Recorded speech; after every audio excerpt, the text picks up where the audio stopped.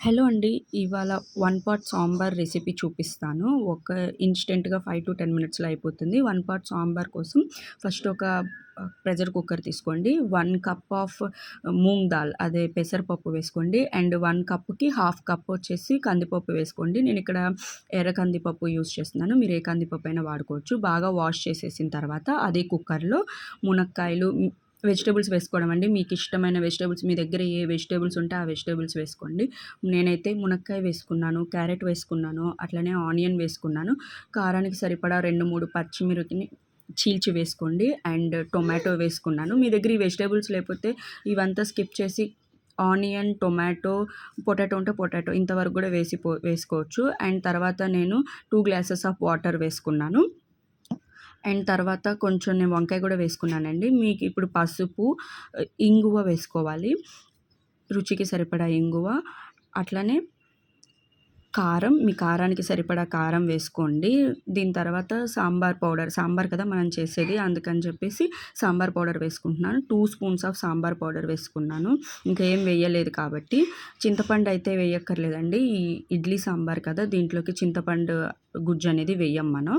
And బాగా mix చేసేసుకోండి. వేసిన మసాలా అంతా ఉంది కదా, పౌడర్స్ అంతా బాగా కొంచెం మిక్స్ చేసేసుకోండి. మిక్స్ చేసుకొని ఇప్పుడు మూత పెట్టేసి మనం 3-4 విజిల్స్ రానిచ్చామనుకోండి సరిపోతుంది. మీరు చూసుకోండి, పప్పు నానలేదు అని అనుకుంటే గనక 4 విజిల్స్ రానిచ్చుకోండి. నేనైతే 3 విజిల్స్ రానిచ్చాను. విజిల్స్ వచ్చిన తర్వాత దాంట్లో ఉన్న కుక్కర్‌లో ఉన్న ప్రెషర్ అంతా అయిపోయిన తర్వాత మాత్రమే ఓపెన్ చేయాలి. ఓపెన్ చేసేసి చూసారా ఎంత చక్కగా ఉడికిపోయిందో. నేను ఏం నానబెట్టలేదు. మసూర్ దాల్ ఫాస్ట్‌గానే ఉడికిపోయింది. బాగా ఇప్పుడు మీ దగ్గర పప్పు గుత్తుంటే పప్పు గుత్తి, లేదంటే బాగా లోతుగా ఉన్న గంటె ఉంటే దాన్ని తీసుకొని స్మాష్ చేసేసుకోండి. నీట్‌గా స్మాష్ చేసుకోండి.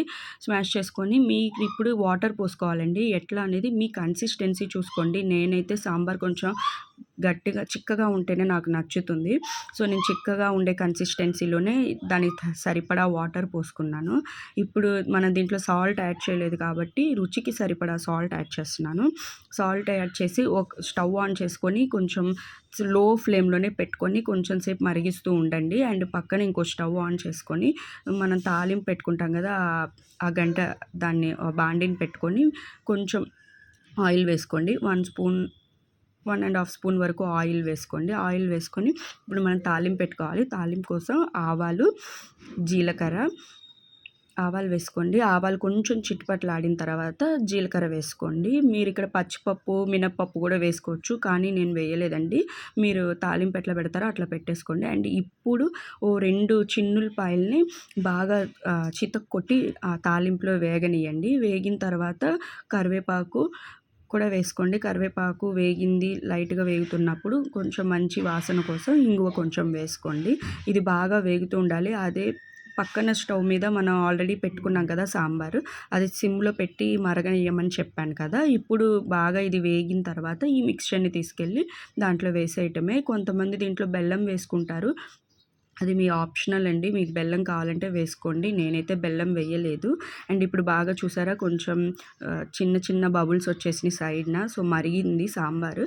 అప్పుడు నేను ముందుగా ప్రిపేర్ చేసి పెట్టుకున్న తాలింపుని ఇందులో వేసేసి బాగా మిక్స్ చేసుకుంటున్నాను. ఒకసారి అట్లనే కన్సిస్టెన్సీ చెక్ చేసుకోండి. ఇప్పుడు కూడా కొంచెం మరిగింది కదా, మీకు థిక్‌గా కావాలా లేదంటే లేదు నీళ్ళగా కావాలని కన్సిస్టెన్సీ చెక్ చేసుకోండి. అట్లనే అంతా సరిపోయిందని కూడా చూసుకోండి. ఉప్పు, కారం సరిపోయిందని. అండ్ లాస్ట్‌లో బాగా కొంచెం ఎక్కువ కొత్తిమీర ఉంటేనే టేస్ట్‌గా ఉంటుందండి. కాడలతో సహా కొత్తిమీరని వేసి ఒక తిప్పేసుకొని ఒక 5-3 మినిట్స్ ఉంచారనుకోండి సాంబార్ రెడీ అయిపోతుంది. అంతేనండి, చాలా ఈజీగా 5-10 మినిట్స్‌లో ఈ వన్ పాట్ సాంబార్ చేసేసుకోవచ్చు. ఈ ఇడ్లీ మీద వేసుకొని తినొచ్చు.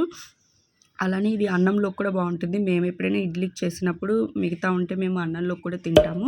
ఇలాంటి కంటెంట్ కనుక మీరు చూడాలి అనుకుంటే please like, share and subscribe to my channel. Thanks for watching.